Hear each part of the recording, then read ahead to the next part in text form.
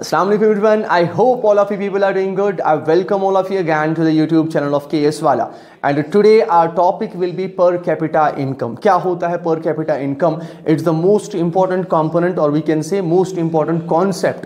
ठीक है, जब हम इंडियन इकोनॉमी की बात करते हैं या जब भी हम इकोनॉमिक्स की बात करते हैं. So per capita income होता क्या है? Let's understand it by the help of an example. ऐसा समझ लो कि आपकी फैमिली है, ऐसा समझ लो आपकी फैमिली है बेटा, ठीक है, और आपकी फैमिली इनकम कितना है 50,000 rupees per month, 50,000 rupees per month, या अगर मैं कहूं ऐसा समझ लो कि 5 lakh per year, 5 lakhs per year आपकी फैमिली इनकम है, ठीक है. और इस फैमिली इनकम को आपके फैमिली मेंबर्स में मैं जब डिवाइड करूंगा, ठीक है, जब मैं इस 5 लाख को आपके जितने भी फैमिली मेंबर्स हैं उनमें डिवाइड करूंगा, वहां से हमें क्या मिलता है? वहां से हमें मिलता है पर हेड इनकम, पर हेड इनकम, और उसी पर हेड इनकम को हम कहते हैं पर capita income. So per capita income actually means per head income.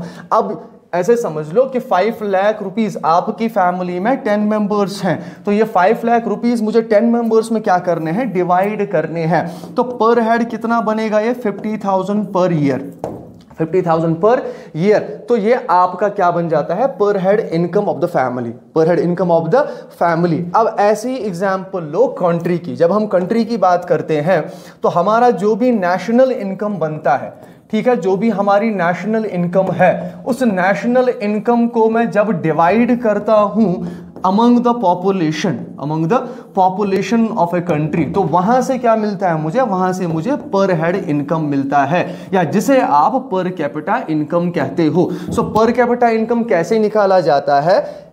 पर कैपिटा इनकम को कैलकुलेट करने के लिए आपको क्या करना पड़ता है? डिवाइड करना पड़ता है अपनी नेशनल इनकम को, जो भी टोटल नेशनल इनकम है आपका, यूजुअली जो जीडीपी और जीएनपी हमने पढ़ा हुआ है, उसे हम डिवाइड करते हैं बाय द टोटल पॉपुलेशन, यानी among all the population of the country, ठीक है. It provides a simple way to compare the average economic output per person. अब इससे होता क्या है? जब भी हम बात करते हैं अपने पर कैपिटा इनकम की, तो ये कंपेयर करने में हमें हेल्प करता है कि पर हमें दिखता है, इससे हमें पता चलता है कि पर हेड इनकम या पर हेड आउटपुट कितना है किसी भी कंट्री का.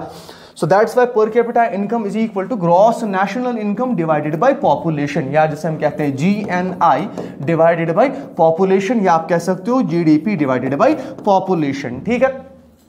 अब याद रखना है नोट में इंपॉर्टेंट चीज आपको बेटा कि पर कैपिटा इनकम क्या होता है. बहुत सारे बच्चों को कंफ्यूजन रहता है कि पर कैपिटा इनकम मेथड है नेशनल इनकम को कैलकुलेट करने का, but no, it is not the method of calculating national income. But ये क्या होता है? PCI is a result, not a method of measuring national income. PCI एक result होता है जिससे हमें पता चलता है एवरेज क्या है हमारा नेशनल इनकम, जो है एवरेज में डिवाइड करके, यानी सारे पॉपुलेशन में डिवाइड करके जो हमारी टोटल पॉपुलेशन है, पर हेड इनकम है, वो कितना बनता है.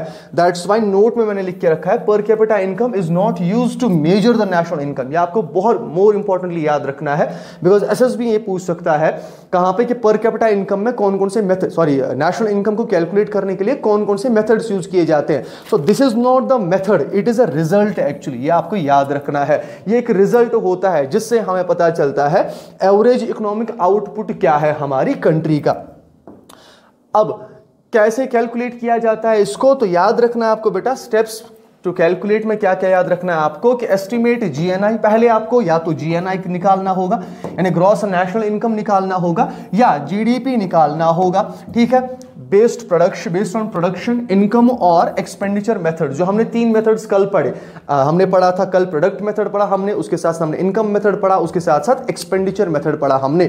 सो उन मेथड्स को यूज करके आपको या तो जीएनआई निकालना है अपना, या तो जीडीपी निकालना है, and adjust for inflation if calculating real PCI. अगर आपको याद हो, हमने रियल जीडीपी पढ़ा था और नॉमिनल जीडीपी पढ़ा था. हमने रियल में क्या पढ़ा था? रियल में हम क्या करते हैं? एडजस्ट, यानी रियल नेशनल इनकम निकालने के लिए हम एडजस्ट करते हैं इन्फ्लेशन को, और जो हमारा नॉमिनल जीडीपी होता है उसमें इन्फ्लेशन को एडजस्ट नहीं किया जाता. सो सिंपल वर्ड्स में मतलब ये है कि जीडीपी को डिवाइड करना है बाय द पॉपुलेशन, ठीक है. बट अगर आपको रियल पर कैपिटा इनकम निकालना हो, ठीक है, रियल पर कैपिटा इनकम में क्या करना है, आपको एडजस्ट करना पड़ेगा अपना inflation and then divided by population, यानी जैसे पहले जीडीपी या जीएनआई को निकालना है आपको, ठीक है। अगर फिर रियल चाहिए आपको तो फिर यहां पे क्या करना है, एडजस्ट करनी है इन्फ्लेशन अपनी। अगर आपको नॉमिनल चाहिए तो एडजस्ट करने की जरूरत नहीं है, डिवाइड करना है बाय द पॉपुलेशन, ठीक है। आपका पर कैपिटा इनकम आपको मिल जाएगा, इनकम पर हेड आपको मिल जाएगा।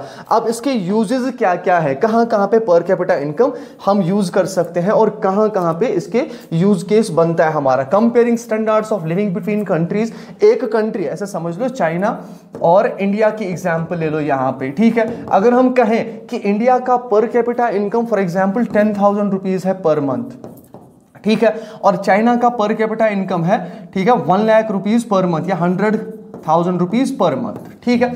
अब आपको क्या पता चलेगा इससे पर कैपिटा इनकम से कि लिविंग स्टैंडर्ड, क्योंकि ये पर हेड इनकम है तो जितना इनकम होगा ये एक्सपेंडिचर भी उसी हिसाब से करेगा, और इंडिया में भी जितना इनकम होगा उसी हिसाब से एक पर्सन एक्सपेंडिचर भी करेगा। तो एक्सपेंडिचर करता किस चीजों पे है, अपने लिविंग स्टैंडर्ड को बढ़ाने के लिए, घर बनाएगा, गाड़ी लाएगा अपने लिए, अच्छी अच्छी चीजें खाएगा, ठीक है। तो that we called as standards of living. तो स्टैंडर्ड्स ऑफ लिविंग को कंपेयर करने के लिए हम पर कैपिटा इनकम को मेजर करते हैं, ठीक है।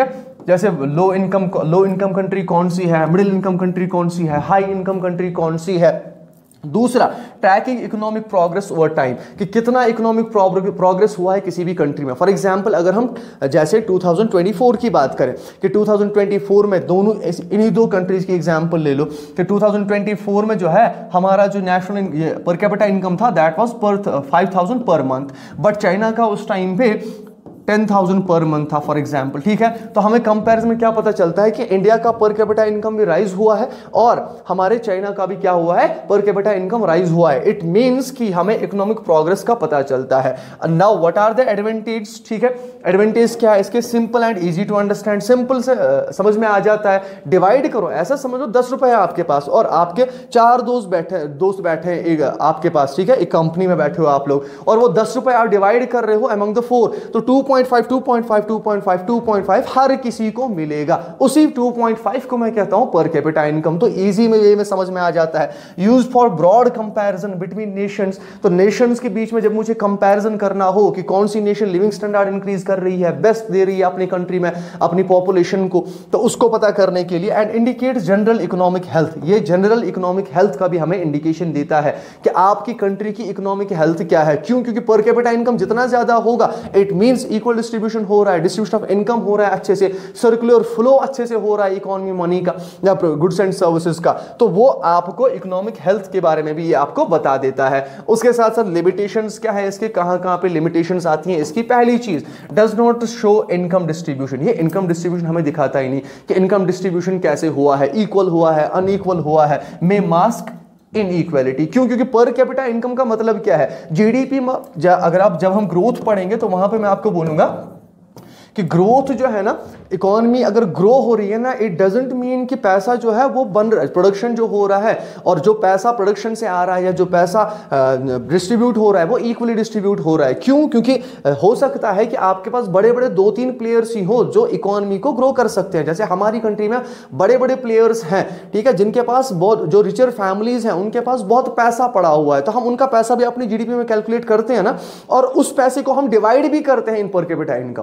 सो इट मींस कि हर किसी के पास सेम अमाउंट ऑफ मनी नहीं पहुंच पाता, तो that's why it does not show income distribution, it income distribution को शो नहीं कर पाता। इग्नोर्स नॉन मॉनेटरी फैक्टर्स, जैसे हमने कल भी पढ़ा, हेल्थ को इग्नोर करता है, एजुकेशन को इग्नोर करता है, एनवायरनमेंट को इग्नोर करता है, ठीक है। क्यों? क्योंकि जब भी आप ग्रोथ करते हो तो हेल्थ सेक्टर कहीं ना कहीं, एनवायरनमेंट सबसे इंपॉर्टेंट चीज, एनवायरनमेंट आपका डिग्रेड होता है, ठीक है, जो भी ग्रोथ हो रही है इकोनॉमी में। दैट्स व्हाई जो भी हमारी डेवलपिंग कंट्रीज है वो सस्टेनेबल डेवलपमेंट गोल्स पे ज्यादा काम नहीं कर पा रही। क्यों नहीं कर पा रही? क्योंकि उनको अभी ग्रो करने के लिए ना उनको एनवायरनमेंट में कहीं ना कहीं जो है डिग्रेड करना पड़ेगा, ठीक है। इंडिया को ऊपर जाने के लिए इंडस्ट्रियलाइजेशन करनी पड़ेगी और इंडस्ट्रीज से ही एनवायरनमेंट खराब होगा, ठीक है। Doesn't account for regional disparities with in a country, हमें पता नहीं चलता कौन सा इलाका अच्छा है, कौन से इलाके में रिचेस्ट पर्सन रहते हैं, कौन से इलाके में अच्छा पैसा है। क्यों? क्योंकि ये सारा अमाउंट डिवाइड कर रहे हैं। तो अब ऐसा समझ लो कि आपकी फैमिली में जो इनकम आपने अभी डिवाइड करी, तो हो सकता है जो आपका हेड ऑफ द फैमिली है उसके पास ऑलरेडी पैसे हैं लेकिन फिर भी हमने उसमें डिवाइड किए,